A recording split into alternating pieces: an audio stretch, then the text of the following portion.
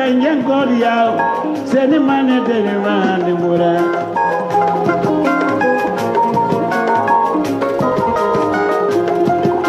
They don't be yama, say Junko, when can you learn to dinner?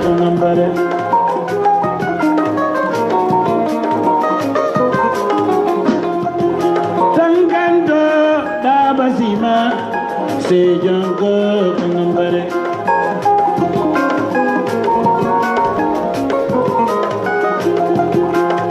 Manso Tiyamba, Dada Kare, Dabalila.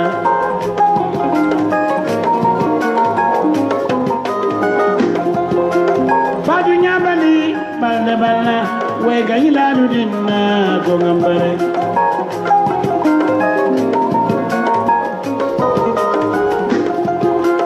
Nadu Jallo Kili, Konde Judo, Aiga Iladudina, Gongambare.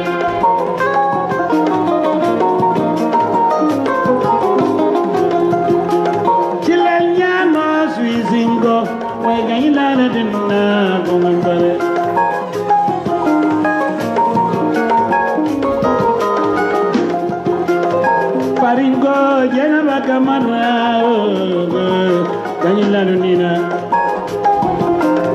we dance so you lao mai jao kema Mariama mane kema na we apana kanila nina hainam pari Binda yubu ya banza yango wega ilalu dinna kumampara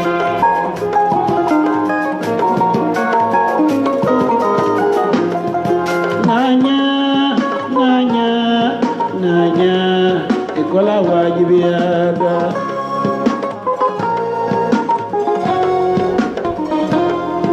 Nanya andina dumbal ikola wajibiada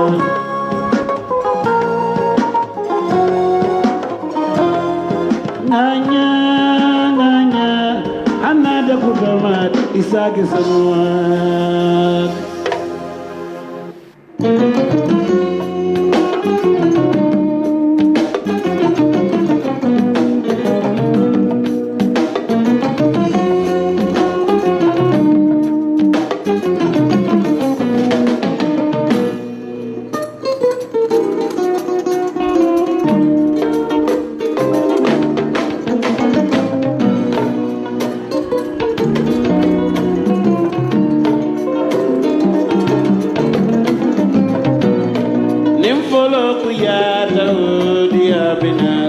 Ikana bizarro sima yadwa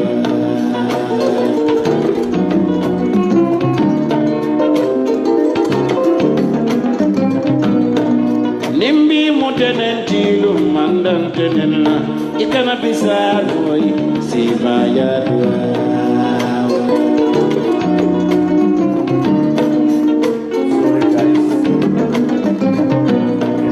Lonna le asata kumari bale dal kolea sono ya de banoma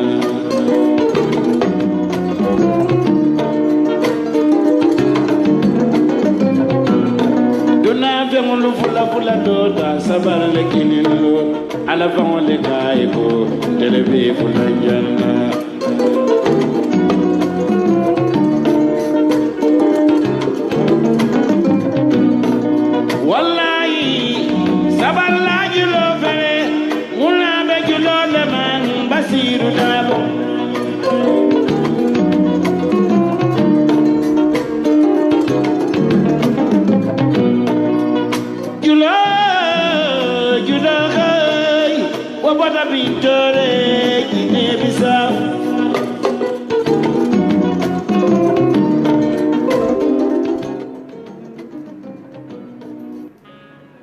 Global Properties, the only name that matters in real estate, is excited to bring you 5 new developments to cater to your property needs. In Tujereng, we offer you 131 plots in a vibrant community, easily accessible via the coastal highway, minutes away from the heart of Senegambia, to build your dream home on a 25 by 20 meter plot. In Sanyang, one of the fastest rising property values in the Gambia, close to the Atlantic Ocean, a place of tranquility, ideal for a perfect spot to invest in your future. In Bakote, a place called Paradise Homes, developed by Swami India International, provides you with a peaceful and pollution-free environment with a community park, a football field, internal paved roads, and street lights with ample parking and plantation at the heart of urban Gambia.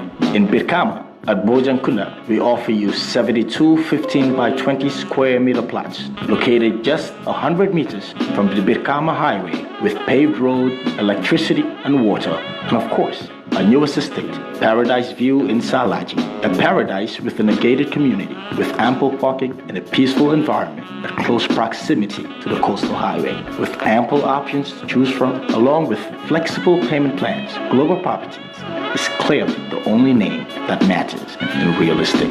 Call us today at 439-1944 or 439-9515 or log on to www.globalpropertiesafrica.com and take the first step towards owning a property in the Gambia. Global Properties, innovative property solutions.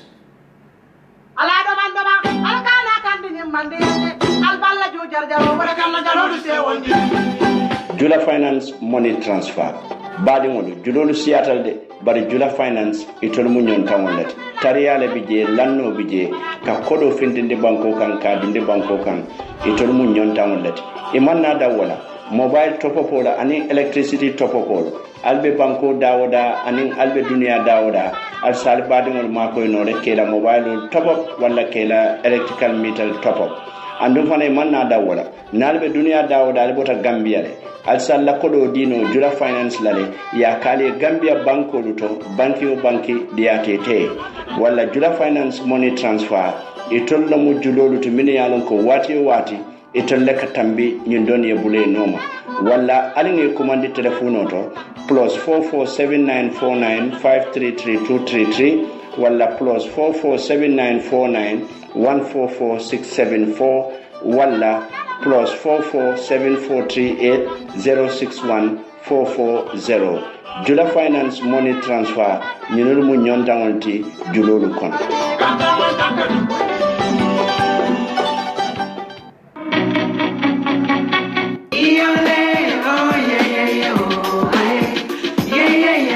Enterprise badungolu Yona Enterprise mi yanon ko abaliye bambo serakunda wolle kukuto sambalena nyin kukuto wolon munti e ko dulino mi yanon ko dulino forolo e ka fo dulino mi refined sunflower oil ye wole sambalena banko kam bayri ngin lonne ko dulino dolu bije ni e londi e ka simbele ko tuluse andul dulino la mankuto o manke simboti nyine ya sabu ntolu Yona Enterprise ntolu mu Gambia dingol letin kamin domo ngawole natinam banko kan nyin kamala momo sa domo asatara atenna jata kende alu tinyana wala fengo fe yalon ko ila feta nyin tulol la tulol min yalon ko inin jata kende ale tata nyola ase feroke alien kumandi na kunda bato mimbe bambo sera kunda Yona Enterprise mimbali Gambia banko kan sera kunda bambo wolle nata inin nyin duli ni kendolu nyin kamala ka jata kende ya sabatin bari manda wo fanana de nka kan ding sol fanan sambale le sifalu be min yalon ko wol fanan ila sukuro mansiya bayri ngalon ko sukur kurangol be kering waya sabu nin doltata nyindiro ranka kesandiro le ke domor fengol la min yalon ko wolle nin jata kende ya tata nyola na telephone number wolle mu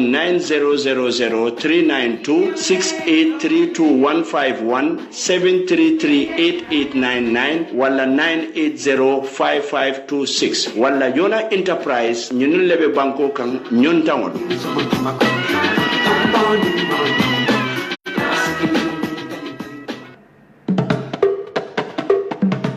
TK German Gambia Solar Enterprise.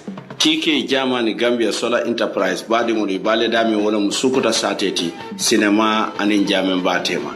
Ñunul dun fengo fen ni wala mu solar jora ngolti nyin kamala ka kurango malali anin solar energy la ya bele soto. Kabrin charge controller solba fo solar panel fo battery lo ani inverter la ani ku kota ngol ya bele sotal andi man na da wala atol men yalon kalbe office do ko wal al ferol ka le backup pol soto nyin kamala nin kurango tata isaje ko alla jora ngolo wolte tinyala badi woli man na da wala TK German Gambia Solar Enterprise e continenta ka jiku o fanam bay banko kan e ko boholol e ka boholo sinne andi ka installation o bekele kabirin sindrol to fonjibe futala wato minne la popolo to badi wol na lafta nyin ko bela fengo fe yalon ko wala kadu boholo la ko to nyin kamala ay jio findina ngammi wala nganku alfero ke ali la mental kachanyo yano Germany +49 1517032696 wala le Umar Bojang Kumande Gambia 37822024 andi la nyin number flow bebe WhatsApp le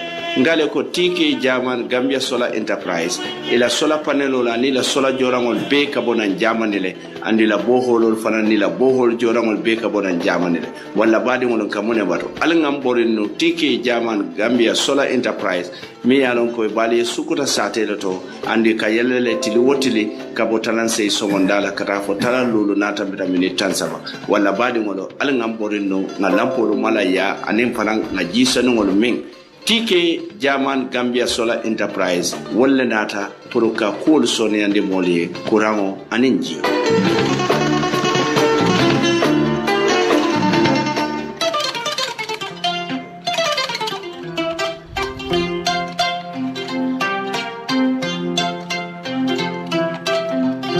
ye bamaleje so fanyama bambo ye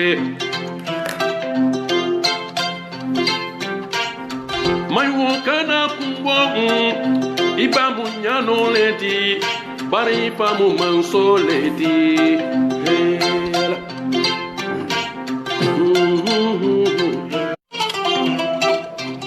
badunga sankaran ko joni nyana de Gambia duguni mbala baba ngana ni ndong la jong buro ka ba ni ndong rek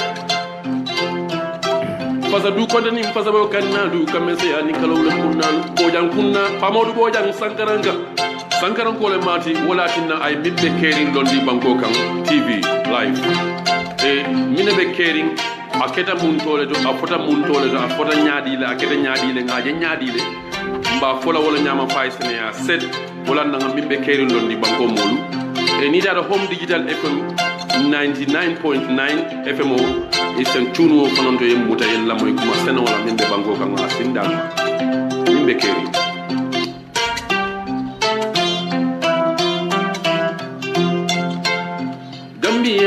Gambia ntolla kaira banko Gambia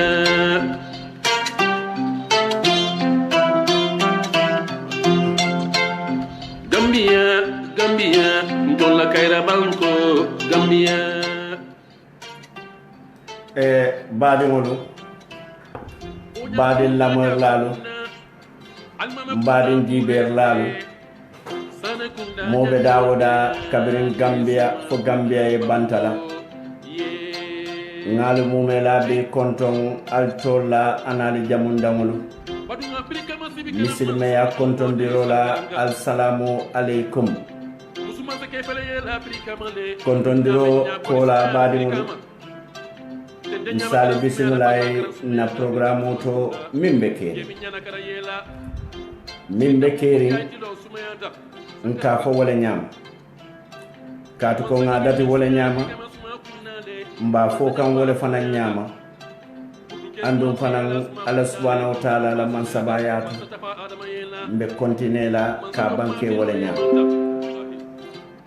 bari jongo se ala tentu doro ñinne ya sabu jannim be dunna o bankeru kono ndalita kanyim programme o datilin dati nyaalu menna bi fanan mba dati lawnin o dati nyaakino wonna wala mu ka dati nim man satalla toma bismillahir rahmanir rahim katu ko atelo mu man soti kum fayakuno mi yalon ko ayen tolu dada aben dada la wato minna ma kalamuta na wo kalamuta baliyato anata la man sabayata ala dunyoto kan tolu bondi fi samante dadare fengolu to min mu hadama dimuti hana danda wodoronna jongo se Allah subhanahu wa ta'ala tentu watolu bela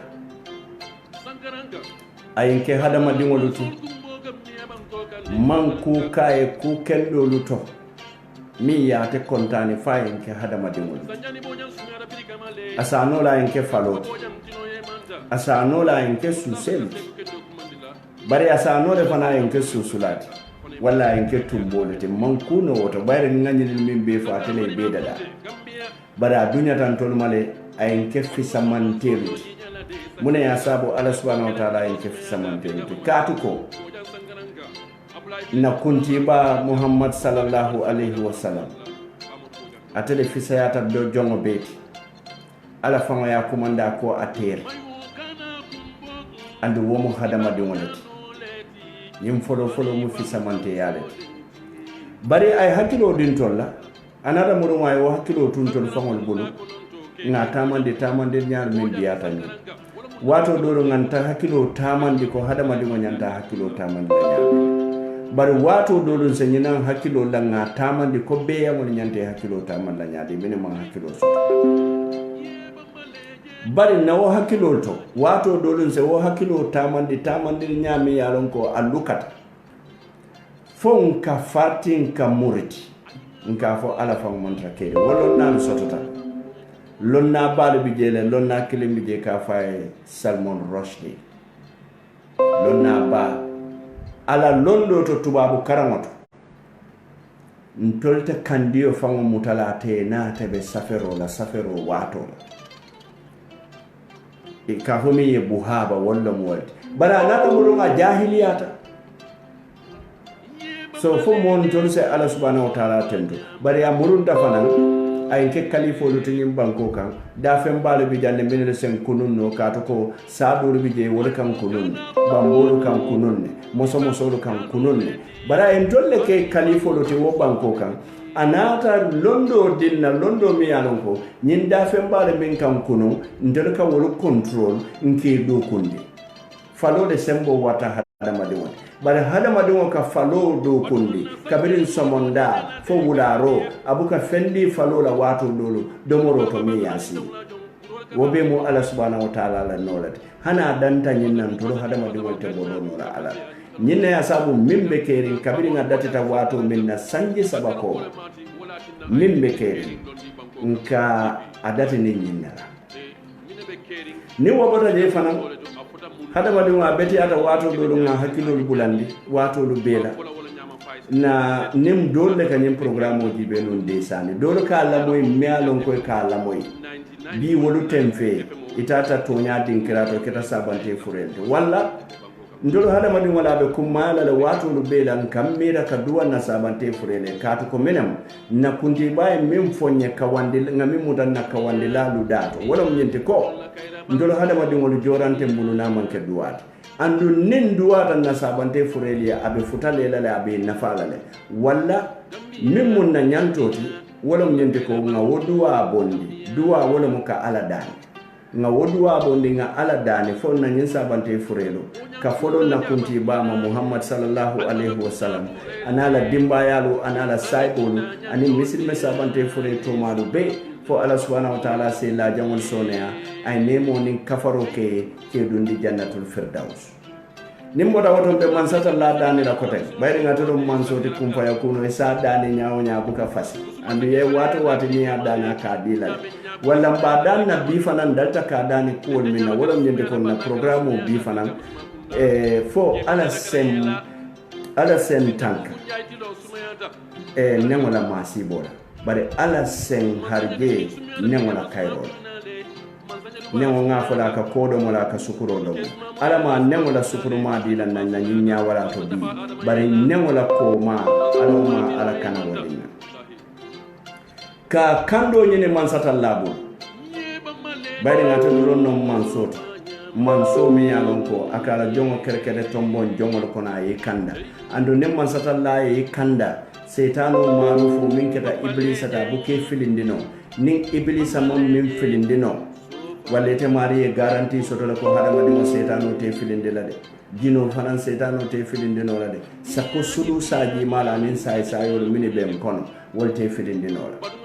ñing kamala bi fana na nyawala mi yalo ka felina dati ni bismillahir rahmanir rahim la fon sa kum fano ning alhamdulillah rabbil alamin ka ala subhanahu wa ta'ala tentu ka jayi ka warande ala o mari na banko kayro mimbije ala ma wo kayro sabati ni wo farda ko be banta badi woni nalse murun na programme ko no kala hakilo bulandi ko bide Jula Finance Company Limited money transfer and global properties wolle bulo be jim programme ko to bi wala na lafta buldo ri wala bunkel do min yalon ko la kendo be je ambi be la kendo le to anyanta minul contact la wala global properties be Kairaba Avenue bari na la fa ko do kila ko de kila la fanna la be dawda Jula Finance alfero ka ni ya dunyoda wala nalbe tuwab do Allah ta la ko do landila jam bank solto Jula Finance ko be kele banki o banki diate ise account o yeleji e kera ko do tete buribe dunia dawda e kanay ka landi e Gambia account to tax badi mo ni wo bota de do na sa dum na programme ko no mimbe kere abe kere nyamin ka sata wala nyam ning aketa ni amo ya keta kule keta buka fanke keta ka kule keta ni amo ka keta so won min keta nin ku keta abe kala fulalete kato ko duniya mu fulalete wala na nyanta kamila nyola ninne ya sabu Allah subhanahu wa ta'ala ay duniya ke fulalete wo fulo nyi wala nyende ko hadama dingo manyanna lola ay mira akunkolo da mala bar hadama dingo nyante mira la ala fulanjang wala mu jumaati wo manka baadi ngo da matide wo manka sinyo da matide wo manka tero da matide awo baadi ngo in metaphor wale mu ate mulunta nyoti mune mu ate mulunta nyoti wale mu hadamadi ngoti katu ko hadamadi wo hadamadi ning hadamadi mbe muluntale mune yemfata hadamadi ngo ka keno hadamadi ngo doronnati yena ke hadamadi ngoti andu mulu wala ka moke hadamadi ngoti nga bulu fulale soto nga kungole soto nga nyale soto dafen dole ye kungole soto bari kungol ni kungol manke kelenti idanyal nga nungole soto dafe mo doli ye nungo sotole bari na nungo ni inungo danya manke kilomode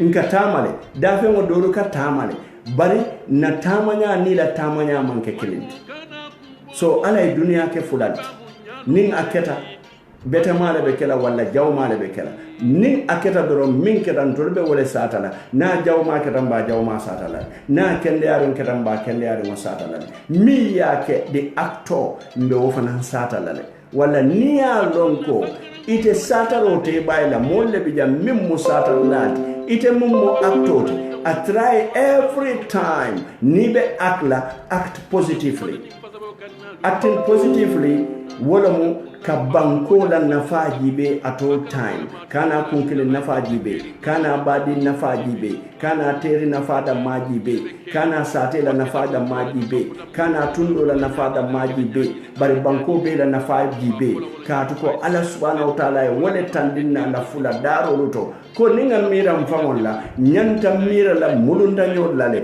yemin ngani fangoye wo ngani mulunta nyoye ni tema soto ila wo ngani yoto ala sadino yo mulunta nyolale wo ya murundika jindo mu kuwote mimbe loring and tolo hadama de won nyimmanke rocket science is a matter of looking and see is there all over the world jindo mu kuwote mi yaro ko abekere bidim programme data ta pabo bo jobate mba kondon mba tentula mba jayla ni jobate kundan kolu be na jale kunda mbe tentula tata dindin jobate mba tentula kendeke because you know lamun na jale kunda lut badinte jinala fanan jale ba kuyatela mansa daw mbate fanan konton na nala dimbaya be ala abotana maka ala ma kalo mela kunto bari pabo boy programme na jingudo aka laban min Gambia na Kaira Banko Gambia ay Gambia kumande sinya jelle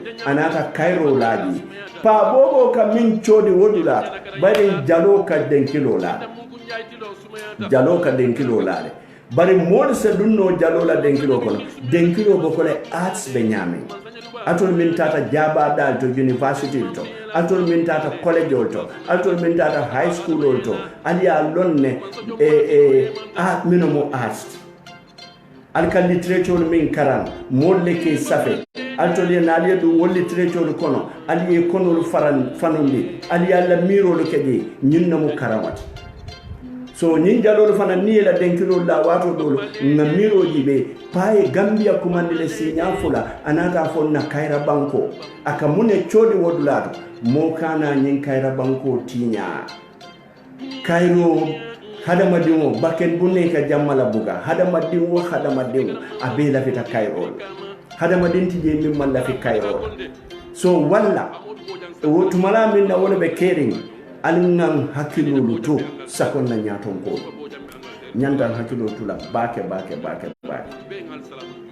bari mbi nadiya mota siala bake mbelayno li yalla bari ni nga layno li yele nga nomba min di yalla do nomba da ma call because mbe streaming na gadget fula da mala do mun mbe streaming na nyindom minna nadi o call mol min be radio to ita moyla bari mol min fana be Facebook itengela so badi ngol tumala min na ngawo kuwol be fona nse dum programme o fankon nse dum na programme o fankon bi mimbe keri ngo fo Muhammad Manjang ala bayo wala ba sabula social security ya tenkaya number 1 ngo fo Muhammad Manjang ala bayo ale fonyondo wala ba sabula pensionali e dahaba ngo Muhammad Banjang ala bondo fo wala ba sabule pensional la jola faba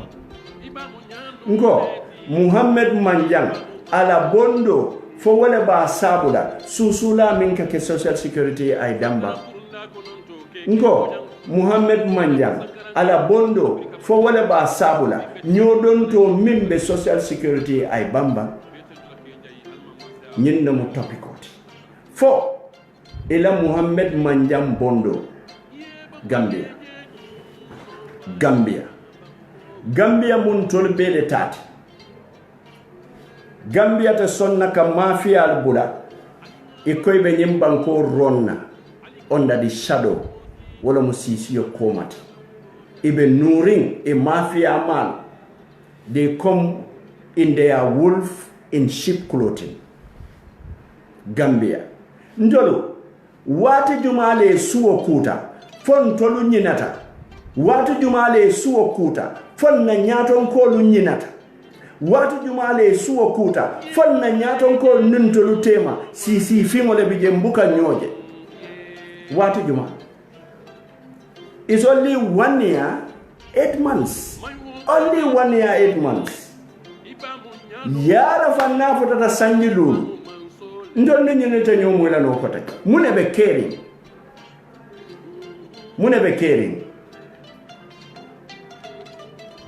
wati jumale suwo kutan tolo fon nin na nyaton ko lu ngaminulu kedi Gambia dimo be bend Gambia dimo be sacrifice Gambia dimo be keta kontom balot Gambia dimo be keta jatot kaje ko mo kurumo mimbe na jang ay boja katu ko munam badi wala ali lamoy nen hakilo nali lamoy nen jusola doron annen heart attack le bola jak andu wa manjare wala ali lamoy nen juso ali lamoy nen hakilo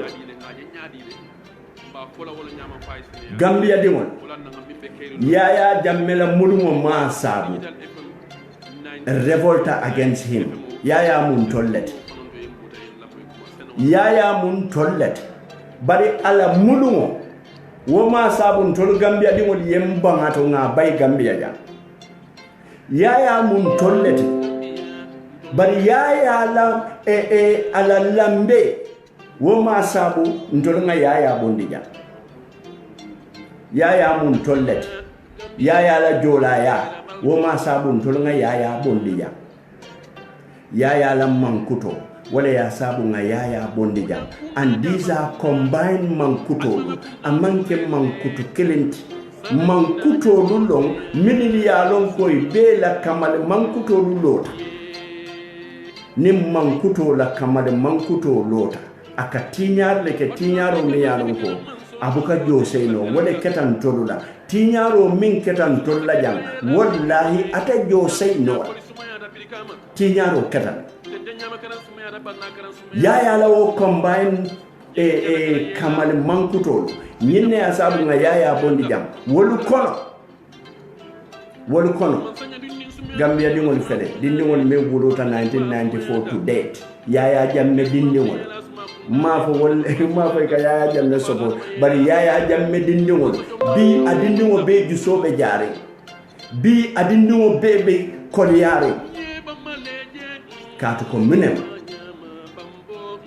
yaya jamme yen tolu samba nim far lol yaya jamme yen tolu samba nim buute role la yaya jamme yen tolu samba nim sunya role la kan na fengo be sunya fuwari keso me yalon ko annata fenta bulu monene ma tomoyi wona tan ton lamman sayala ay sunya roke ay foundation olulo ay youth movement olulo ay nakodolu sunya ay adundi wodin kirado to alota ya siso konko Gambia di wodi nyaato fo manke fo wo manke ntol mu hakkilo bulande la leta manke ko ndolle hakkilo biata mo bete barinka hakkilo le bulan ay na fengo be sunya alota television do Gambia be nyaati no wala akonye ko altoy fuwari kesolo nde yaya jamme mbitare fo nga fande fuwari ala hehehe nde yaya jamme Mariam jamme fango te fuwari ala wo fango dingol te fuwari ala nde san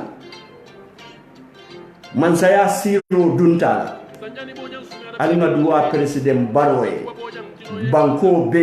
banko be nyanta national prayers le commande la national prayer nin arjumo min kana jamen wo jamento misiri wo misiri to dukare alina president Barrow mako ngaduwaye alinga mako ngaduwaye ye banko ta president Barrow bulle alinga mako ngaduwaye alinga president nko alima molu nyimmanke chahani kutude nyimmanke chahani kutu bi na bankobe crisis le kono alinga duwa nyini lunne sotota ja lunga mi ya lonko wolun ke fatim man soto wolun kidino la man soto wolun kene la man soto wolun nyanjolu banta wolun wala ni momo nyini nke kamune foye ite amirambe bola nyin kono le mo be ka fole fodua wole be mbondi la no nyin kono wala nkana nyina wodua la nga muru ngadua mune mudua ka ala dani kum faya kuno atelon kuol kerlat Gambia ntolo mune benno alinga dua president Barrow fo ala kana mansaya siro diala alinga dua president Barrow fa fango fiti no aya fango bondi nyin sulu saji malugo nyin be nyin banko tinyalande jamme man nyin jantinya nyami nyin sulu saji malu pareta nyin banko tinyala won nyamade total anachi luwanta ya bankoka ikamunta suti te jeng bankoka ikamunta suti yo te nyim bankoka alna tonya social security staff ol mini alonko kununga be fo janne manta muruna di bari ninga min fo jan wo modu kamara mi alonko ayenyun disgruntled dokula la wodokula bandiyo alna tonya dokula mi yalon ko atela kamfata atela welfare ata nyanta min sotola bari man tara keno la pensional nyanta mune sotola niya tara no nyinul ko la demonstration o momenti pensional la jo nyanta la falale mimbe kede be join ne kanne ni promote on that demonstration bala sulu saji malu jibe Gambia are we not seeing fontoro man tara nje kamba je min be ketan tolla nyen sanji mo anin fulo kono mbe siri ngambulo du la nyokan mbe bandiol jibele be banko be tinya badi mo alinga duwa president Barrow ntolle akeji ntolle nga tombo nga akeji president Barrow da mata fanke no la nyindula akodo tabulu adarajo tala alongo tala pour adamaya fanke nyindula no ntolle denta na Gambian kayat nanyu wala kon data la nga kaje wato mi yalon ka be during alin kanan kodi ala alin ma ko alin dum misiro to alin dum chocho to alin duwai Wallahi al-Ngadua, I know what I'm talking about. Alinkana dua on the rate. Alma National Prayer Command, Ngadua President Baroe, Al-Mamoru, Neatral Yankumo Moy, Bankola Kairolo. B, the country is in crisis. Alaman Tankara Mbebaro Bulu B. Mbebaro Bulu B, Kuo Bebe Patapatari. But in the Wulta Janko Baroeta, Ali Alone Jumale Mina, Womu question mark. You never know who will come. Somebody might come.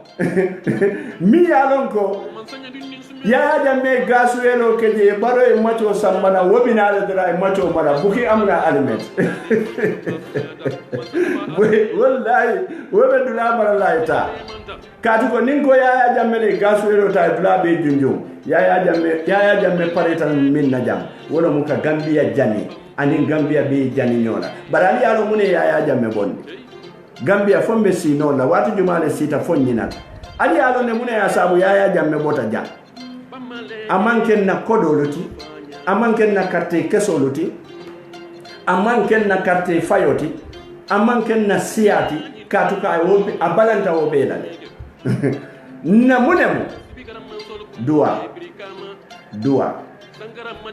Duale ya jamme forcé wo somonda juno laka Adama Barrow kuma the president elect Kafai Adama Barrow, congratulations. The country will be in your hand in the next 6 months. In the next few months. Duale yaya jamme bulawala. Bili yaya jamme okay. Lota Angleterre on Facebook Live. Ngo this is not yaya jamme. The person I'm hearing ngo momi moy abe telephone auto faka kaka ngo no woman ke yaya jamme. The real yaya jamme is not that guy. Ika mutande ngalo ne atana malo because nga yaya jamme meta la mankuto le read la. Kabini tebe Gambia jam fontata exile fe manke naddo ko fo ka yaya jamme la mankuto read do. Yaya jamme la tiri woti ko ka wo read do. Yaya kuwa min beke nyin Gambia jang wallahi yalo nga jellalo only kota sa fele nyim man sakunda ba nukan nanda keko iba nukan nanda mune asabu kanunna question mark we don't know every day jamela victim nyanda talla national TV la be diamura but they are not doing it equal reconciliation but that reconciliation kono munaka more findite data social security a demonstration okedi ye social security sorong e ko mota dunna mota fintila montaro wati jama Gambia fota million jellela personal la kodo jellati nyada o wati ndin kono e kamune kele e ko itolla welfare wala mu itoldo kulal la nyanto what about men la kodo mudu inanema wala nyanto kele de but wala sembo soto social security is a corporation. Baringa min fale kunu mbe seyla wala kan bi sulu saji malibe state house nse konti fo motan anen fula wallahi nyenele baro kurle ya ben tili wotili ikamori ya doku ye morolu sindi morolu be kalwala morolu alnga miranin ala temala nte tula jang gambi banko ya kata morolu ye morol le gambi banko ke gambite bari gambi banko fana wo morol ke moroti ka kata ye walla nga gambi banko fasa gambi banko meta kumbola le nyim modu bulu mini ya lon ko de a corrupt sun kanyolu long ni en na fengolu sunya wato minna yete ya dia tolla adi si ade kalwa ke against the country this is what is happening this is what is happening so alna hakilo itada munek mol mini yalon koy wulte luwa mote bulo kon sinya folo imam police pamito nyini imam police mutafendi imam mansakunda mutafendi katu ko modu camera la audio ngami play one time on mimbe kering akoni ni munuñu ma tos te lolu degala munuñu ko tos la wax munuñu ko dara ha so ye loi ke bulo kon and ya announce the janni bakela on mimbe kering we allow the police but police ol yalo mineketa secretary general ko banko be Habib Drame le bulu ay KMC be fandi ala mollela ay dulale fandi ala mollela bare Habibu hani se fango tiba ko wonyo min ka kankuraw hani se fango tiba ko wonyo min ka kankuraw Habibu inelete nyimbanko malala ntolu ngelonne Habib Drame ntolu ngelonne because he musun kanyolete we saw it in the event nien na padie mo taima sendi wo musunya rolet ni spare parts inflate wo musunya rolet ni ATM kato bebulu wo musunya rolet ngo President Barrow how many times mba fale ko sunkanyola bebulu ila odulal bebe farin sunkanyola how many times tanko ema wala bondi bala this is sad this is the president I love so much. Baro mu molete momi yalonko nene maje ngakano soma nimbaro la first interview wato minna UDP nkoli ya tombo ya Kenya tonkoti lungo minna ya ketili bulole wularonte nga interview so mambe wopile la jane moli la moy.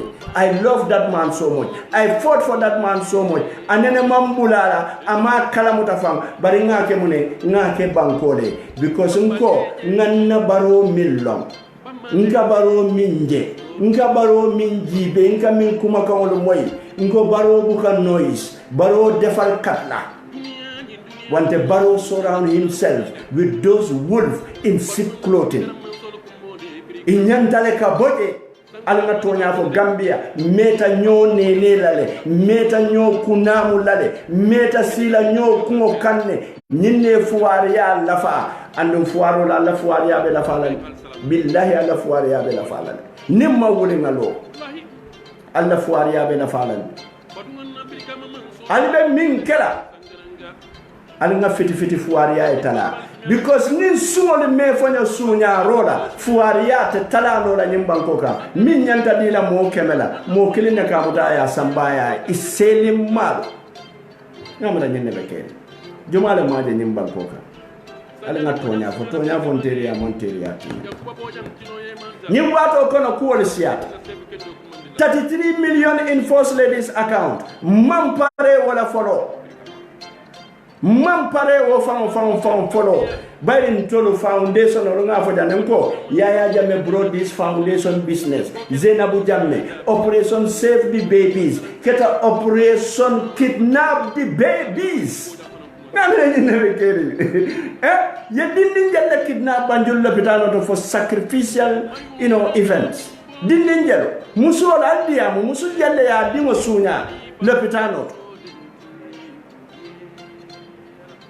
operation mbije ngo jane commission from match bari mo min yaron ko nate loi ke bulo kon ye social security soro ye je lockdown do ku manke nga police on la ke baajele mi yaron ko nga police on la ke baajele mi yaron ko wala mamu jobt ani militaire la ke ba meno yanko wala mo CDST masane kinti inata ika criminal lolu manene ngalu manene. What are you insinuating? Gambia ports be wurle la staff ol ba fola man la finna MD la wala man la fin nin na jam wobe bola je wallahi post office mi yaronko is dormant wol fanambe wulla le ba fola kon we want a pay rise yalo mune bina teacher so wolle batata Gambia jam mobet wol fanambe wulla hey President Barrow they have created more problem than you can even expect. Manjang later ala revoke. Al Manjang Murundi back to work. Manjang is there to defend the interests of the poor people of the Gambia. Manjang be wale interest. Momi yaloka nat. I susula bondi. I don't refer on bondi. Social security. Ali alonjalo. In a span of 5 years time, moka car loan soto sinya saba. Car loan in just 5 years. Ye moto sanje fule ko fenketale londo fanandila lono buka jo londo kana julube dala julukan katu ko munam e ko mo furi won la kodolo minimale be la kodolo landila dame manjanna tay wo be stop Manja was able, Manja e milland the social security as a profit. Abita for million tan say, million fula. Mi alonka wollandele. Andung pensional la jobi na la fala. Katuko Gambia, pensional la jo nyante na fala. Mo manyana doko ke la siyo be doko Gambia. Ay taxo jo Gambia. Kabini apareta doko la. Akata sada dan. Pura badu. Wama nyana soto la de. Wabuka soto. So, nyunuli ya munet. Inate nyunulu malene foi ni wol dunta konoto. Gambia ali la moy. Masane kinte, ani Mahmoud Joe, ani Modol, ini nyunulu tada sile, ini wolu kachata. Woli ye la kuwolu foye, woli ye dabalo foye. Bili pareta. Ngamre nyanta tala manja yale ani ye mori min soron office okono. Kati ye mori min soron office okono. Wol date to lañi sulu saji mayata. Bari ñing alpha fulolo security alpha fulolo ngamin long kibaroto won tatale e balante ni manjam fango ici itata ID la office isita woto ye recommendation okay ñinul le recommendation okay ko pour social security la issue ye solve wala ñanta manjam suspend na le follow isaje katu ko ñin staff wol fanam mi yalon ko Modou Camara le ñaton kaya wo Modou Camara ñolu woli ye complain jamale soto mi yalon ko ñanta ka jibe ngam la ñen ko de mi yalon ka so biri fotata je mbenga lon ne jalo singo be lorin foran kam mune be kera Mamburi Njai has come, Tangara has come. Now what is left? Cham Ablai Cham je but Gambia buku sumunala. Gambia is only in Gambia where we promote the thieves sunkanyolo.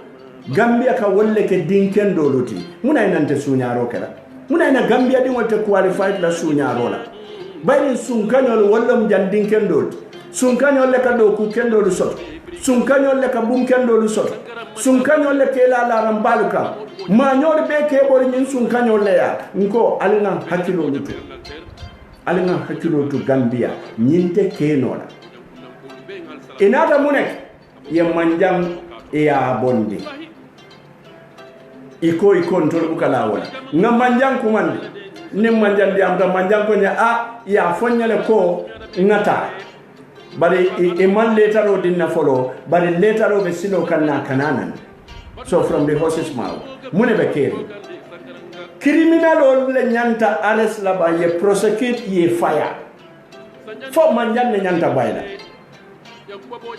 APRC man fenke Gambia jam mi yanon ko politiko nin tolko APRC la molu mbe wolle bulala ani wo mo kuntangolo advisors upon advisors al advisor dibe ba Mr. Baro advisor dibe minenu be bulu foye dibe le ba foye dibe le ba foye vet le ba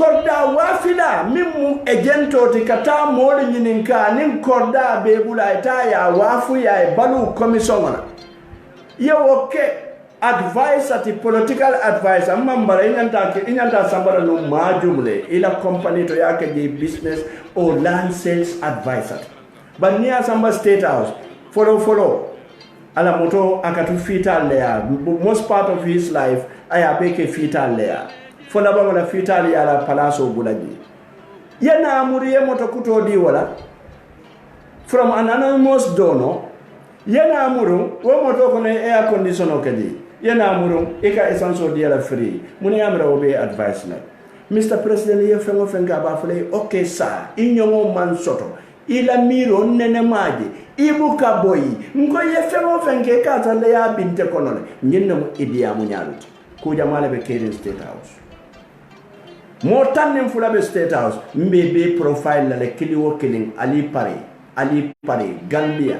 we are not going to allow the mafia to rule this country never wo bantane so butum bari won nyinnom koti saimbe layno yella la temela bari programme mo min de wolom jinti ko manjanna bondo nga kuma jamala fo jam bari lafta do call ye focus on manjanna bondo manjando ala bondo ba sabu da social security yetenkumba manjando ala bondo ba sabu lale ye pensional la jo kafuba manjando ala bondo ba sabu lale susula min ka keje ay boba manjang ala bondo ba sabu lale sunyaro min be social security ay bamba mbela no yalla le sign. I think it's time putting a line over here. Yes.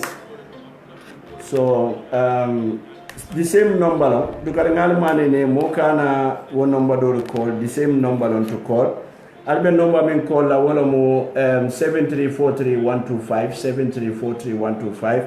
But fanang nim programme banda suto dutala la kana nyin number call because personal number lo mang radio fangala number sort of follow. So we all give out our personal numbers.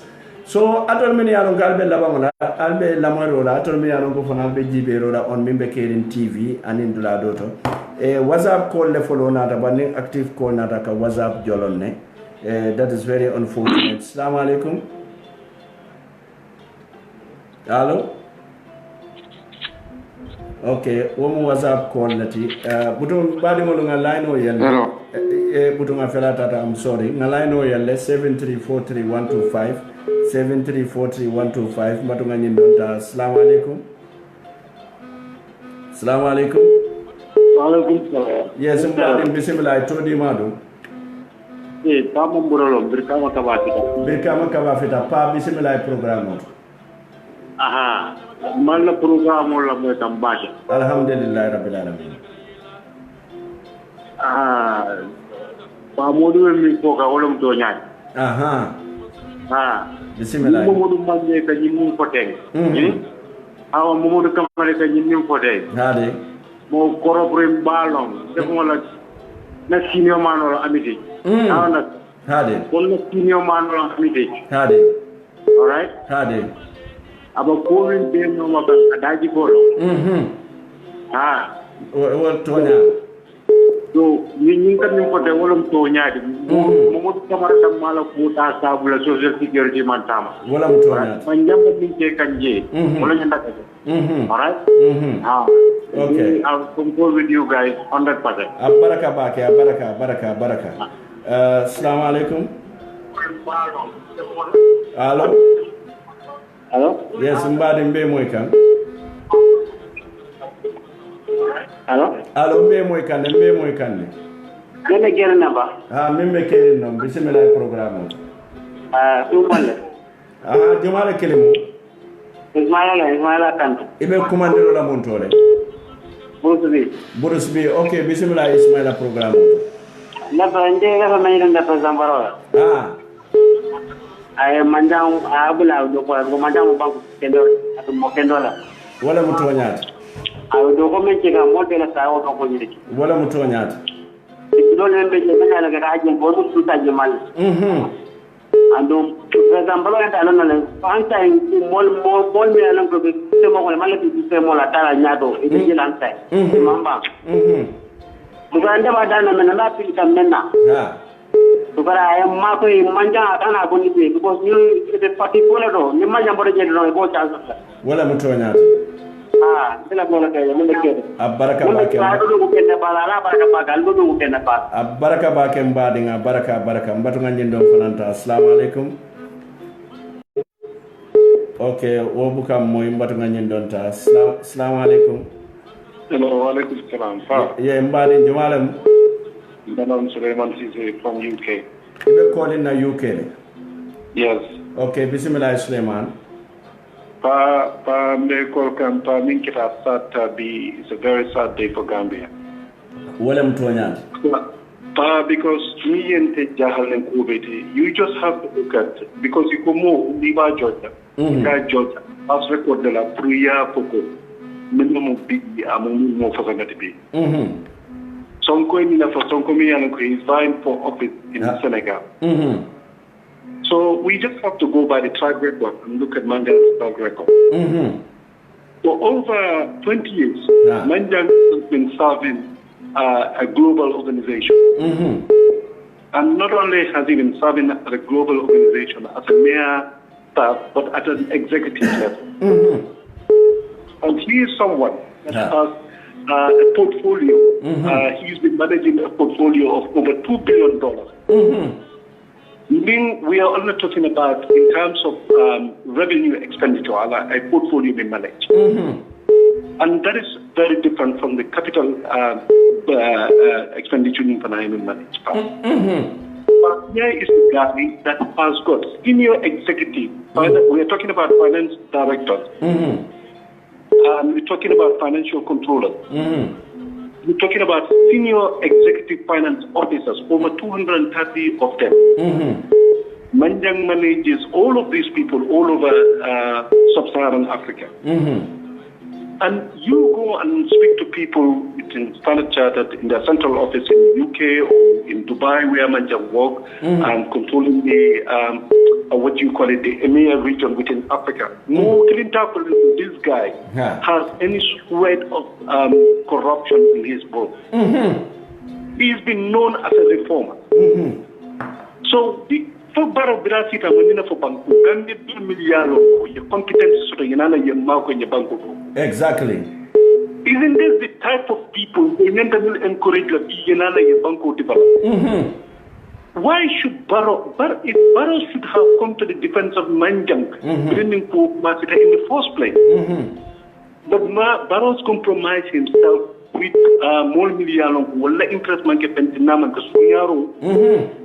And in the past history in Milke, they know the Latola Continental Gambian or sooner or later will find out about that.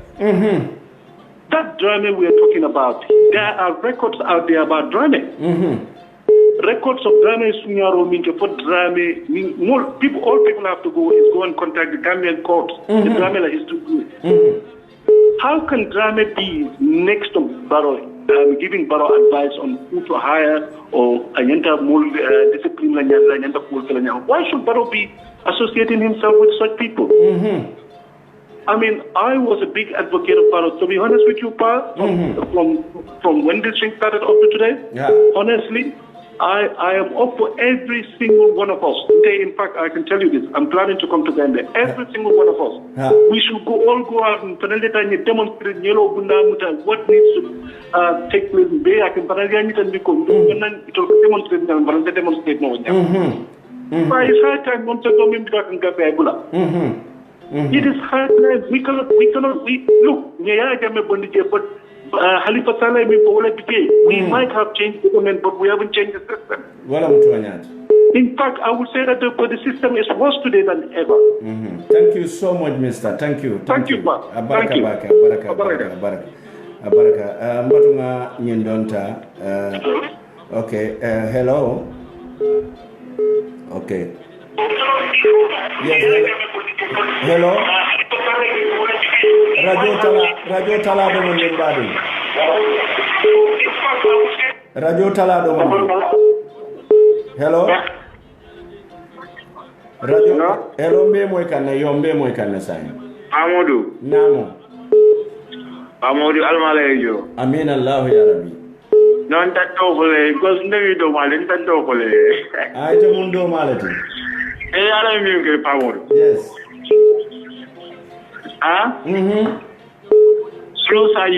Sulu Saji Malo ha. You will mambo state house what in your wala mutonyata. President Barrow mobile kanu baro Sulu Saji Malo limba koma. Makamolo what de. La fonga kulo bondi wol kande. Yemi bondi so security ni bondi ba jama se nanje sai. Bari yasum kanyo le fe nanje me yalon ko abe commission wato. Rapa mo Sulu Saji Malo sai de do gola. Almale asuna. Baraka baka. Ajine wa sunna. Naam. Yes. Hello. Yes, somebody. The number to call is 7343125. 7343125. Okay. Hello, somebody. Hello. Hello. Come on. Mbe moy kanne. Yo, nga communication nek man.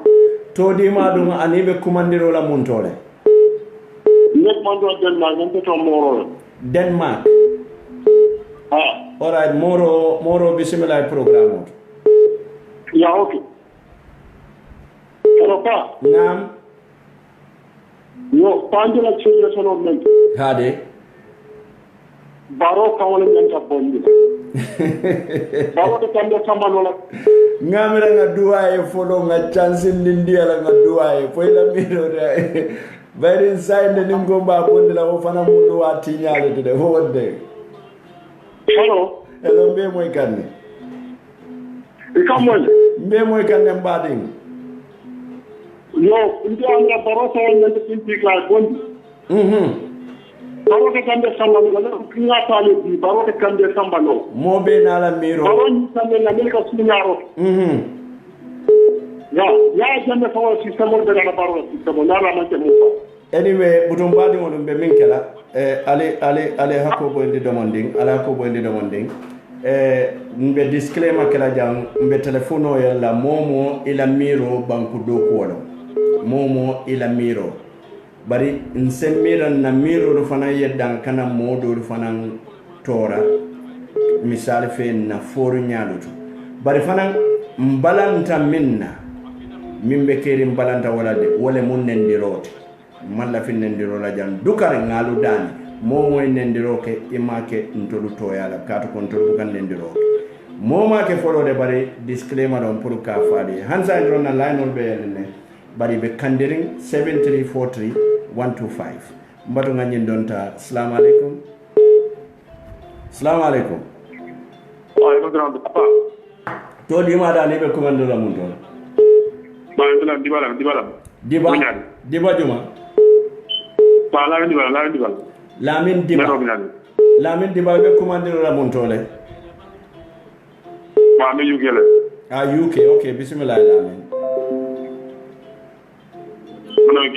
Alhamdulillah. Allo? Yambe pour ina follow program ina follow. Bismillah tariyande do wonde mobe siare ne Diba. Yeah, so membi je wala min ko all the enterprises, all agencies in Alanko, they are under government. It being a head, in a positions are at risk now. Because any other office in a multi will not strike against their director prior to and they will succeed because the president is already set. Now, more in the pension scheme, whether it's the provident fund or whatever. In the public sector, in the private sector, the data long call in the future is already put at risk. So it's a responsibility now to get up and fight for their future because the government is not prepared to defend their future for them. Okay, mbatunga nyi. Assalamu alaikum. Alaikum salam. Nke moyle mbadi nke moyle. Yo. Bismillah mune moyla kafunda wonti todi ma dum anibe commandiro la montole. Todi ma mun na no commandiro la manjay. Ibe commandiro la manjay kundale. Ade. Bismillah Lamin programme to. Programme be diare mbake andi la miro da diare bak. Alhamdulillah rabbil alamin. Yo bisi wala indiko. Dolto sonna mola ngalon ko katinyaro ko banko kan na kafuo fedi. Man jabu to kulal di banko be wala ndati ko da mala ngani tun kanu. Konna kam man jambo di kula ya non ka ko tamba mo be kontan. Bar mbadi ndela dende nyam banko la de. Wala mo tonya. Na ko dole be nyindula. Tonya. Ma ko fitna kam ngai. Bar manjang ardima lungole bi man sa kundala ni do kala to nim manjam mamdum modu kamara ke sala ko tikanu ko la nadia da ale mo jela to ti jor da ko ti do bala baraka ba ke mbadi do kula be pare du wala no ko kadri sa na lo nyo fede e fana be social security de fo man dara ge dormu so le di min yalon kon ma ko do ka bi to jorati nda sonna ñawo ñama ma moto da yalam ka ben ko do da nak ni sun kadul kana kay ko ka nal ko do ko ka balang mo fi wota keno la den ko tala non fay wala mu toñaata ngal ala tan kala sala ta lumo do mo so ta ci doro di do fi do ko la mbana ko ko e ko mo ke ya don ka tri tay ak même ni alon ko talata lumo yalan ko kayro la iko aliye arjumo ni sibito le di man sala pour ye Mohammed Murundi arjumo atano talata lumo ni majammo do ta torati ibe modele do ta torati yalan ko ki do fana ba do tala moyde wala mu toñaata bismillah mbe alman be niyo sila woluna baraka bakar bade baraka assalamu alaikum okay madam ngeen don tas assalamu alaikum hello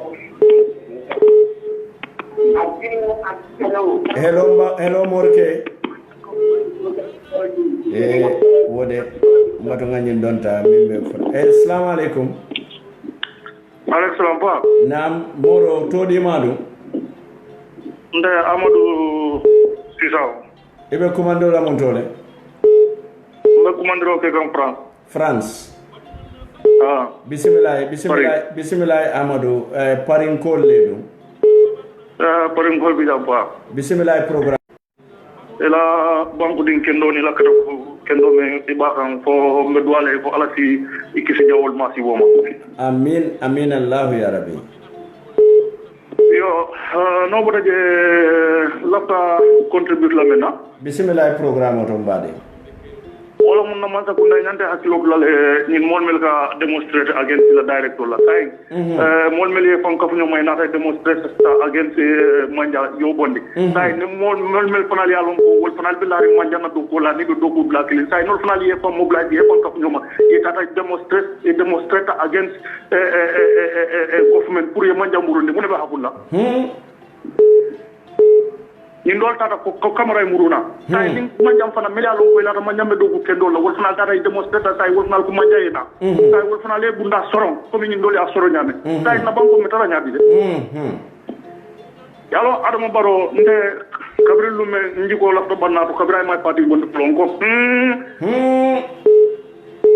ngo adama baro fele aboy mo jam fala de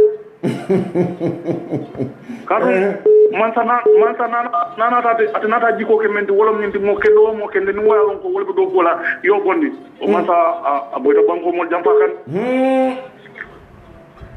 because lo kula kendo gambelol man lafiya la afrika lol man lafi mo kendo la mo me alo ka do ko kendo la wol man lafiya manja ani saje dron isab kabri ndanga la first interview jube ngawol la moy ngalo la nyum kendi mo kendo bare ngalo ne ko atmela jede ngalo ne ko ni mantere be ngalo ne be nyinkela de because gamelo lafta mo la nyatum ko la me alon ko bumbay lalu mati me alon ko ina be ko do pacar la ina be ko do bato yala ale ka do no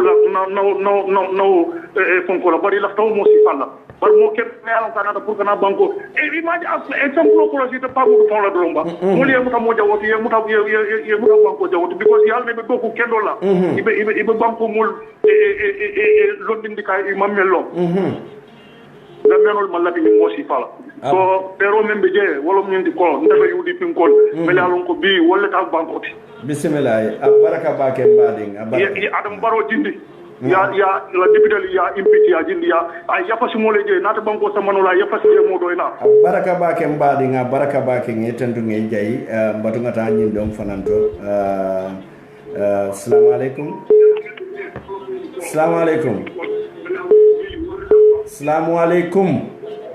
Hello? Yes, alo mbe moy kan. Yo Kaira don to di ma dani be kumando la mundo. Radio to lamba. Radio to lo be kumando la mundo le. Lo kumando la bil sama jen. To di ma do. Nto Mariama. Bismillah program to Mariama. Nko. Naam. Ye manjam murundi de. Mo kendo.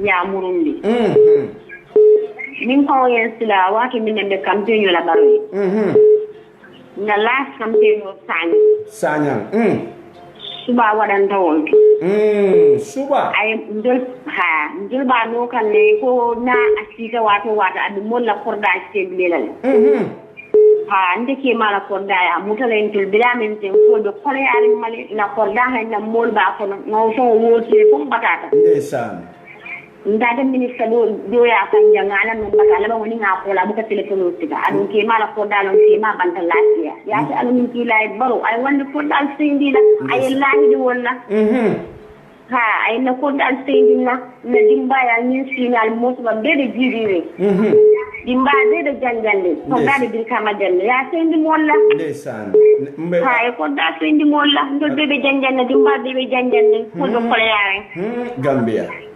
ya ji korda sindi molle bare korda sindi molle na ni moy do hani wato min na ba ngelbe kante yo kilen burala no mo jema be tano ka wonna molla korda be sisi molbe siri ngede be tambele nyaade molla ite be wande korda kon ay korda sindi molla tabale to usiri mo gabo ya unata lahi da take no la science food bare korda sindi molla ay wande korda sindi baraka bake barobe nyim molla le yama aba molla baraka bake baraka allo butuwo assalamu alaikum alhamdulillah pa dalam di wala ko tan na la no contrano diba yes diba suti andi mo jamale be jayama yes la to ngana ko wala wani biko look at the pension government is not going to defend them anymore because already these people's corruption is already on paper and yet they are slapping people on their face now all the directors of agencies, this should be a lesson to them. Any day, la takol pareda prieta ibidal. So the earlier Kolamenka call, they give government Monday and Friday, and on Tuesday, Nima said they are going to occupy the security. That is the message that should reach Barrow. People, the pensioners, everybody, whether you are in the public or private sector, everybody should close their offices and go to Banjul to say, look, Manja must come out. Okay? People, look, this is an insult to people. We are not going to fight. We are not going, but people should tell Barrow, you are not running our country the way we want you to run it. Every other day is another story. It breaks people's heart. What kind of government are we having? Just 2 days ago, you talked about a pedophile. Just yesterday, a period before that, you called Padma account millions of dollars. All of a sudden, but what kind of country are we in? But it's like food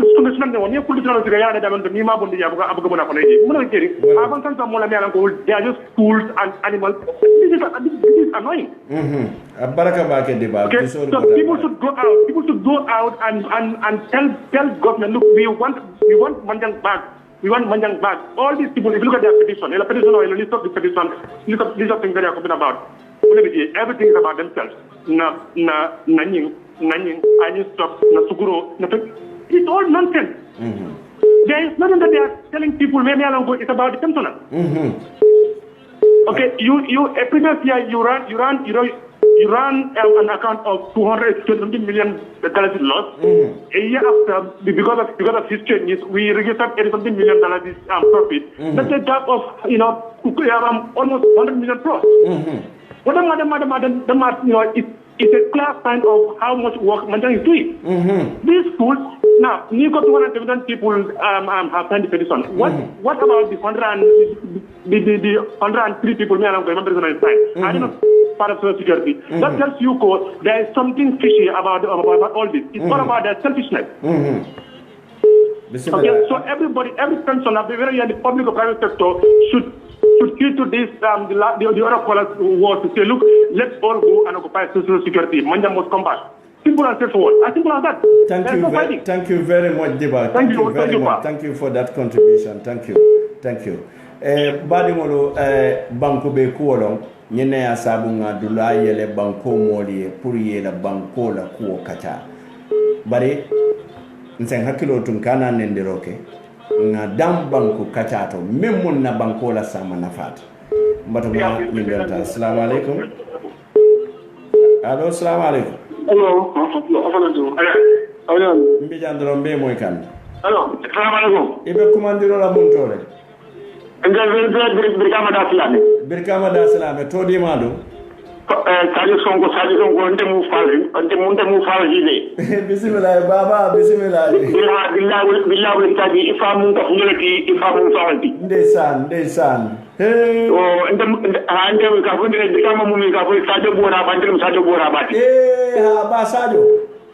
Billah sallah wa nyaje mo nyaado biringa mo don nya ndoko mo le dafa ni famu wala ndoko mo ka gabe be dibe jamola ngawo teri ya kala mutale passage ete mum faleti famu de birin 2011 3 ndani nyama problème mo nya wala bu ko pendi ya ko de ndeysaan ok ça intéressé sur ko bari ndoko ma di fa parce que askeno tumal ba ni mbeje ndi mela jele mbeta rajele famale be fero kala ngane jibe d'accord ndal bi kam da ni fra basket ko basajo ya wakila ko ko ala ko da anna bismillah be fero be kala ngane jibe basajo fa mo ri inde ma ndem ko le janni kambiyan ko ne duwala moy kambiyan de nyanna duwala de fa mo di ite inshallah dia momme ka ko de momme hakitala ani momme mi ta jahannaba ata mo moy la wala mo toñaata famodu momme yaron ko hakitala ani momme mi ta jahannaba ina ni ko ka ata mo le famodu billahi kadar ko kami mumme bila nde duwala mo so mi nda mo so men fara do winda do ko tibola o mo so ci ma so men bul alama ale ba do dali de ko famodu de amin allah ya rabbi ala mari ala ma barka dul ne fo ko to ala ma barka dul ne fo to kila barko mo sabula amin allah ya rabbi amin karo men ne fo andi no law ko nyin abe ko nyadi gel no fala ni ala ma ba ko simana kundo amin allah ya rabbi amin ata na kutu ala ma ala kutu wa la ni so hormo sabula amin allah ya rabbi billahi inna duwala allah ya rabbi sembol mo so minna ala ma allah ka mo se ba ko simana kundo amin allah ya rabbi amin delle ba ba alko ila dinkendo ila na pulikendo ila ko kendo amuye ni mo yo mari kedu nyanya wala mo toñaata o do fa mo dimbe alkala mo to dalla ni fa ka fokan ani fa ila bi fa la bidanna ya kede fa la ndal kala mo da simbo mo da amali kiya amin allah ya rabbi ba allahumma ri alaka de shiru akila barko ron sabla amin allah ya rabbi allah alaka de shiru abana ko la yuma kiyama amin bari ne ni fa ko mi kari ala ni kila o mo jibe yana jibe so ko da do da ne bu mbe o kala nadiyata ala e wote meda fam ba sadio mbe o Allah ni ko ni fere bosia do ko masaji na mimi dole ila ko na wala ko dadi ni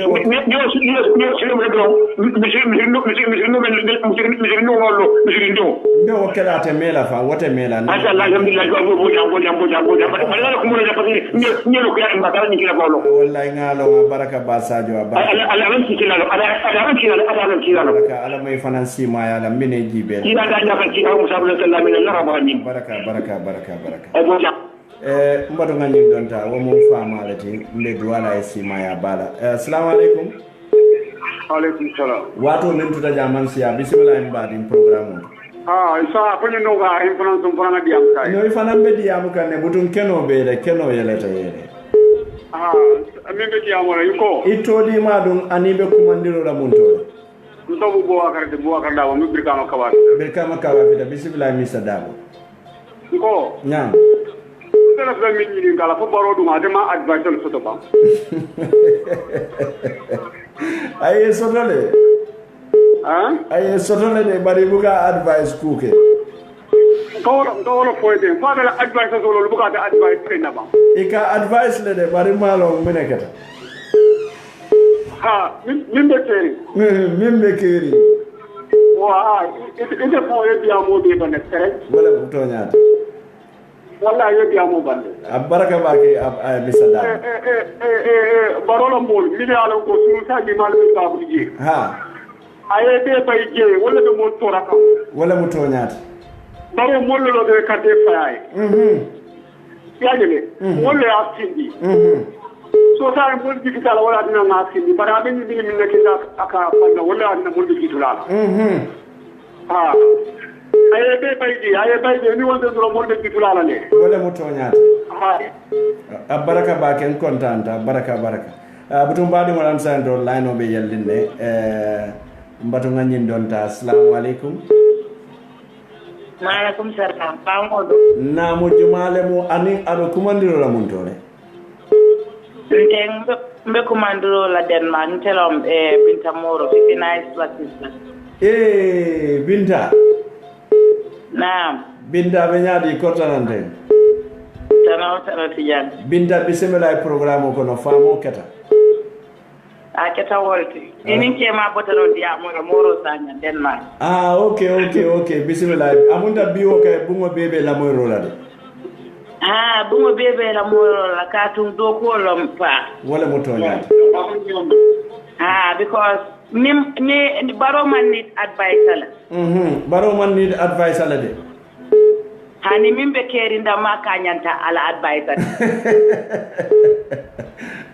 okay because na kela moy mimbe kerina ku jamata monela tala ko do fayla pour ka modol jor as advisor akela moy le no bar saye buka son ka mobile o dia la pura e la moy yo wala ko tilan woto atebe penkoto atebe state house wonyama akamta aka ke ko so falo molle akora wolle be Gambia control kan andu is not done yes sir all right no that is not right yo manjam fanan fo molta fe mi adon ko be Gambia be tintira to fanan ya tandi ko latta manjanne la bak fo moltije mol be la fere manjanna de because momo latta manjanna ite man hasidiya imanke mo kurunde latta la banko la nyaato tal bare ni sulu saji mal mimbe kururinje nkay ko be motor jindi lay be jegol teñ la ko samtol nka wona foye ana faale to liye wona be kerinde yamman jammurundi je wala ala banku di ya tandi ke baba se do ko kala ko e person nyante la person ko do tale to ya be ta ka motol dindi je goli ajakalo warta bak alama ala en bede ma Gambia baraka kontanta bake baraka bake mboto ngani donta hello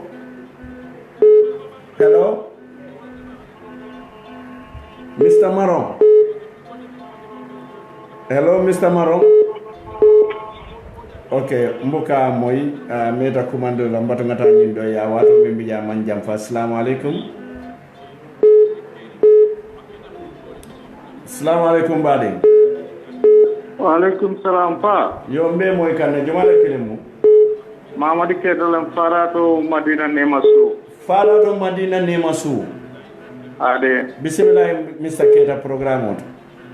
Amde konto nambe duale alamale hakilo fil bulu. Amin Allah ya Rabbi. Fa alame mele la do ko kono alamale sawo keji. Amin Allah ya Rabbi. Ebe banko dingolu londen dikan alama ale solondol londola membe nafala ila balwo kono. Amin Allah ya Rabbi. Fa banko mul ni be kuyaring wala mo toñati.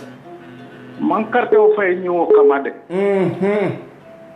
Molu batata 2016 yela nafulolu Spain ye ko beke pour commencer kunda falenka londi nyaanyama mensi molu nafa bar pa kool be ta ka nyaama ka ko yata bak ndebe sonoro mbi bake ni lokku mo be mbe ni kool la moy kam bari ni ko yata bak ndeysaan bari alama ale joy la baro le de men ke kan continue yate amin Allah ya rabbi molu be la moy kan ne tumando molu be solution o sodla ñu wala ita ñu ko bula la tek wala mo toñata alama ale jo bedan na jam ko nyaado baraka bake keta baraka okay ansando ngalo mbe mo fula sabata la bay wato mi jam jam fara di ko mo wato assalamu alaikum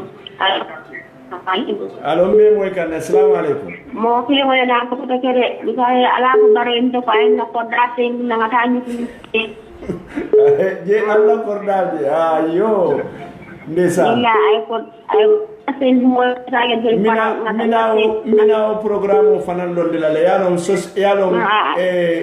sun kafu fulale be jam wala mo social security family anim physical man nyawo mo kendolo ya murundi dara mina programme do sambala na physical plan we want our land back so ne wosita ise commandero ke ya fo keno ha billah wala muto baraka back baraka mbara na ndonta tarianya assalamu alaikum Hello? Okay, mate mantra moy kan mbara na ndonta assalamu alaikum Alaikum salam. Yo jumalo manabe commandero la muntore Salam. Ni malo mbe kol kalke. Comme la tamu kola. Ibe kol kam muntore. Me kol ke kan. E ko ibe kol. Me kol ke. Ha. Me kol ke kan lati kuna. Ah lati kunda. Okay, bismillah. Bismillah. Yo ngafta mu fola wala myenti ko. Ha. Programme o ni site kilo ni problème o site kilo do na kamoy site ko kamoy. Problème jumala wodi. Ni problème o manyana site ka fo inside kilo do na ka fo. Side afoko banko de men je faham de ko. Ngam fo journalist o de manyam ko na interview la mo ya no what is going on. Journalist o no manja ye interview jamale ke fo mo woji be no. I'm the more year because in the car people sold because 3 o'clock people sold much at people sold 3 o'clock you can put more yamus. Ha wala manjanda interview ke bari ngamra Gambia man yalo manja interview dandal ne ke bari amala because abe mate ku kilimo data national assembly le wol be findita kibar kayto lu balale so ha okay ni mo dal alma alayk ma baji dal abaraka bake mbare muso mo kende assalamu alaikum. Assalamu alaikum, Mr. Bojang. To di ma do ngana be commandeur mun tole. Mr. Bojang ni mbara. Mo kende. Kotonante. Tanawtanante. Mbella moy ke la programme la. Wala mo to nyati be commandeur mun tole. Nda commandeur la brikama nyambay. Okay, bismillah programme. Alma ale ni so kayra bala. Amin Allah ya rabbi.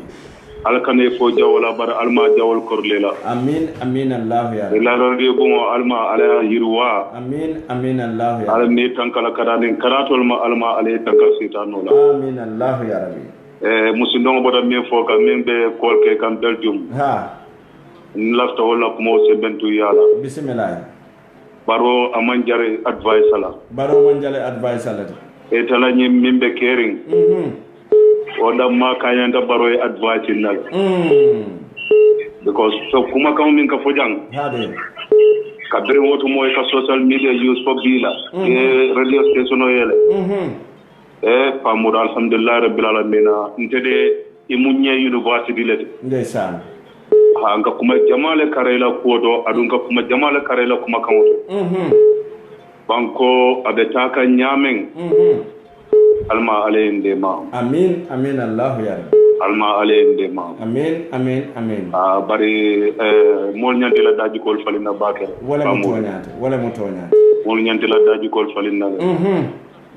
Banko molo bitulo be mala fi dokola. Fatila. Mol bela firi wala. Bi bere ngani moy ko inin manjandia mutale ay même foy. Pa modu banko be ne ku yadal de. Banko ni ku yadal wallahi. Adon molta sile nyin ko jibe o nyama fanade. Ne kamara e mol sodo. Manjam fana e mol sodo den de manjam ma long man kamara long. Asike fonga kamara la profile la moy nyame asike ni mol fongo sudi ada nyola dan manjanti. Yo bar tonya.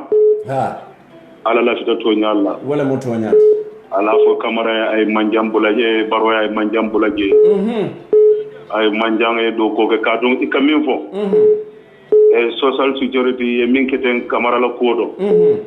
Ni department ol be o commencer ya merandel vitamin tole.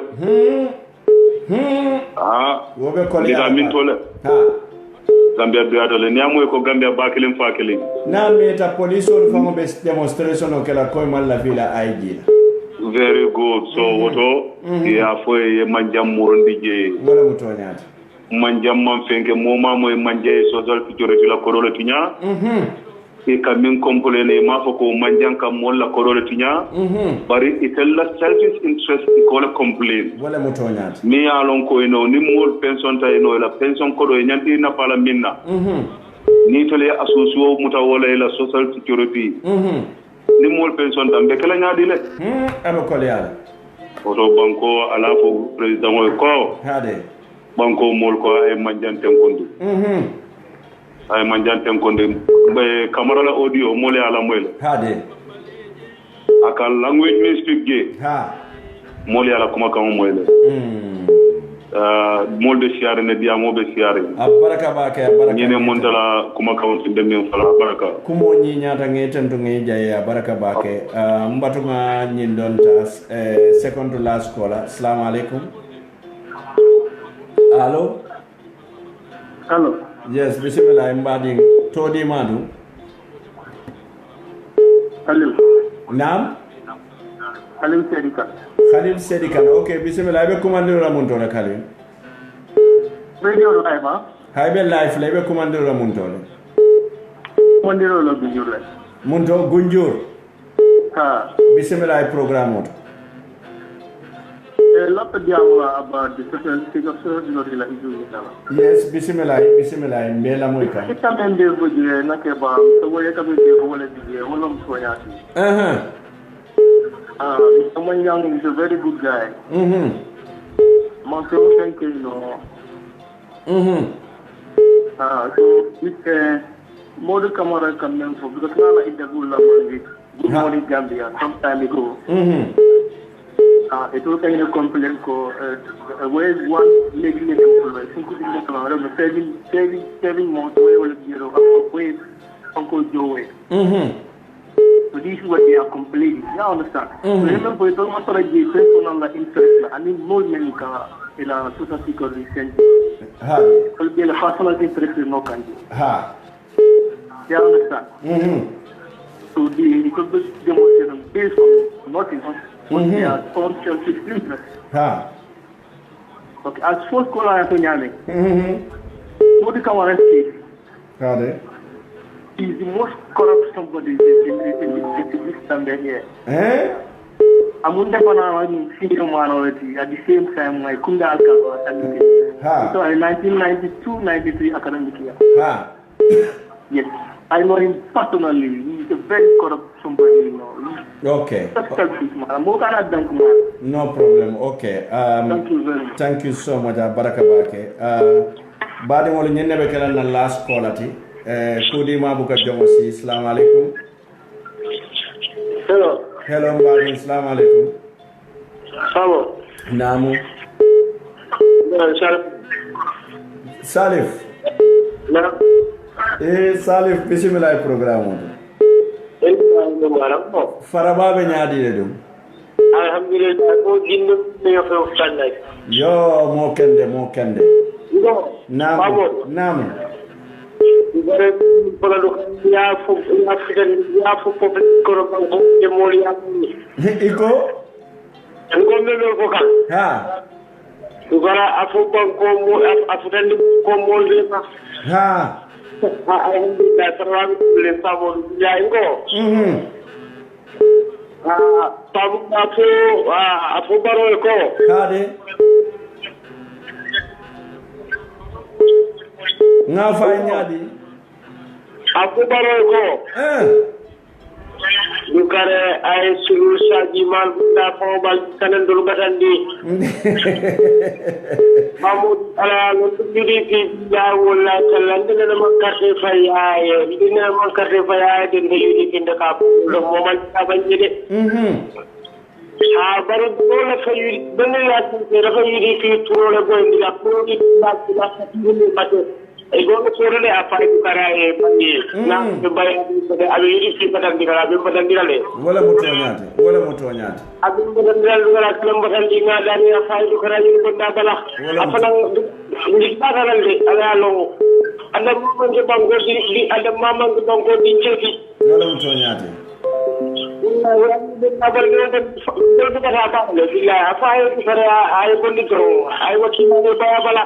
abaraka bake salif wala baraka bolbe so alma sudi yala fa alma ala kimali do do ala kimali alma ala sufol du barara kila la tabo amin allah ya rabbi amin baraka butum badi ngolu ngalu tendo ngali jayi madunga keteng. Okay, we're gonna put this back on. Yeah. Butum badi ngolu rajido ku atemu wato leti afele dum wato en sojannana bayring montaro wati killing minute tan saba ya wala dinna follow ton katara Facebook live le min siata montaro wati fulati bari sayin bayring nin radio be katara connect nyobala le wala ya sabu because ni tambita radio wato min dila ni tambita wala doron ikabula dole la wato kono. So what I sabu we have to emphasize discipline here. Kajeko 1 hour 30 minutes mimbeke. Bari ngalo ne ko kuji mabuka jomosi bari rajudo ko atemu wallet. E kanyene fabe diari wato menna ka kunduo wato de bari radio fanambe wala nyam. So what I sabu badi ngolo mol mini aro ka bebe gibero la nyin tembo. Mbalu tentula mbali jayi la lamola fanambe dawda ngal mumela be tentu ngali jayi Home Digital FM de ani mimbe kerin TV ñinumu Gambia business o lati mini be lorin banko kan kaje ko ka banku dingolu kibaru la mini yalon ko ibe seneare bari lata ñinnala ko hadama dingo min yalon ko akibarta wo hadama dingo buka sino walla hakilo min kibarta wo hakkilo buka sino Gambia dingol sino tay hakkilo kan sanji mois mbeduna sanji mois anen fulanjang kono doron Gambia dingol datata ka kibaro ta through the social media ifele ye falema walla wo kamala doron Home Digital FM nata le ka kafura di dolu majam ka jeko ka chokinyolo londino molu da mate imaje bi banko la kuoto banko dingo be ba ta fola minul be banko ka yafo minul be banko e bantala ye chance to fana ye tafo nyim mo fulo be nyomoy minul be konoto ni minul be bante bi amote ke moy minul be banta minul be konoto ni wol fana ndi amote ke moy nyenno mu nyaato tato so wala wakamala altul min yalon ko business ol bale bulu Gambia jang ani Gambia e bantala Home Digital FM ngalon ne ko business o wala ka radio lon ni ataral kan na fa ko soto ni radio to walla alngam bulo duma ko to kat ko munem fuwaro le ni radio lo ando fuwaro le fanam be ni radio sponsor ka so walla wakama do baade mo mbe Allah subhanahu wa ta'ala tentula mba jayila mba warandira tentro anin jayro ni warandiro mi yalon ko amandandula so tumala min na bi fanan afela en na duwale jabi bayrin kabirin be programme dati la nga nyinna fako nga programme dati nim bismillahir rahmanir rahim lambe Allah subhanahu wa ta'ala danila fonsa kumfano ning alhamdulillahi rabbil alamin afele wo kumfa wato sitambe nyentembo minto nga min fanan duwa nengola masibo ala mawo bankembulu bare nengola kairo ay wole dinna nyin kammala ka ku kendo fo na banko la kuoto mi yalon ko sinin somo asende nafa ay ndingolu nafa ay banko be nafa ay banko dindingol be nafa so wakama do kala hakilo bulande do albe min jibe ka wala mimbe kerin tvt bari albe la moy kamminna wala mo Home Digital FM ti su radio mi yalon ko atalo mimbe kerin na suwat wala wakamala alteri kanuntero dolu dimma dolu baring dolu koto dolu kukenyo dolu muluntanyo dolu bankudi nyo min yalon ko wala mun takudde ngoti pamodu boja wala wakamala mbe saro dila fonin ala en benyo si samala sallahu rabbi ate wata kilometer nin ala manna tanafe kuramo sotota wifi yo sotota mbe tarla janni mimbe keri abe keri nyami ba bankera wala nyam wala altul min yalon ka be banko kam ni atara aliya lonne kube keri abe keri neba alla miro ta bina kala leba wala tambita leba ni atara fuwaro lu tola do adun tolu kala mutandara Home Digital FM mbe dunna le nga ko kiskis nga banke baren sunyaro min bebe Gambia jam foro nim bankero aninki malundi wala be nyin sunyaro danno la nim banko ka walla wo kamala don baade no mimbe kering ka sata wala Global Properties, the only name that matters in real estate, is excited to bring you 5 new developments to cater to your property needs. In Tujereng, we offer you 131 plots in a vibrant community, easily accessible via the coastal highway, minutes away from the heart of Senegambia, to build your dream home on a 25 by 20 meter plot. In Sanyang, one of the fastest rising property values in the Gambia, close to the Atlantic Ocean, a place of tranquility, ideal for a perfect spot to invest in your future. In Bakote, a place called Paradise Homes, developed by Swami India International, provides you with a peaceful and pollution-free environment with a community park, a football field, internal paved roads, and street lights with ample parking and plantation at the heart of urban Gambia. In Birkama, at Bojankuna, we offer you 72 15 by 20 square meter plots located just 100 meters from the Birkama Highway with paved road, electricity and water, and of course, our newest estate, Paradise View in Salaji, a paradise within a gated community with ample parking and a peaceful environment at close proximity to the coastal highway, with ample options to choose from, along with flexible payment plans. Global Properties is clearly the only name that matters in real estate. Call us today at 439-1944 or 439-9515 or log on to www.globalpropertiesafrica.com and take the first step towards owning a property in the Gambia. Global Properties, innovative property solutions.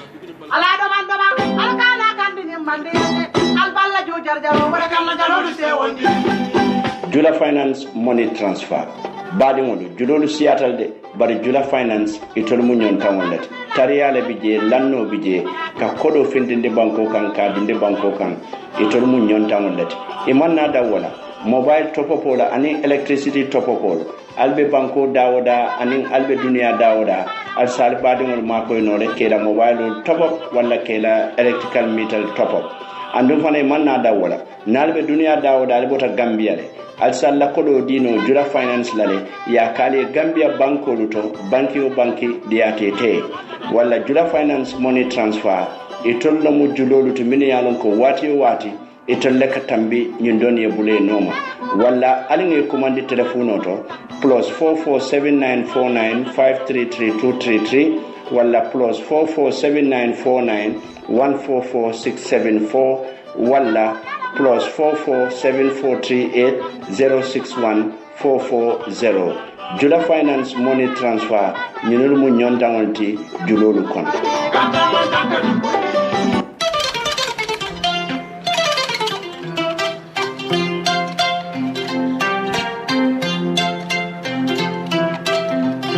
Ye bamba leje so fa nyama bambo ye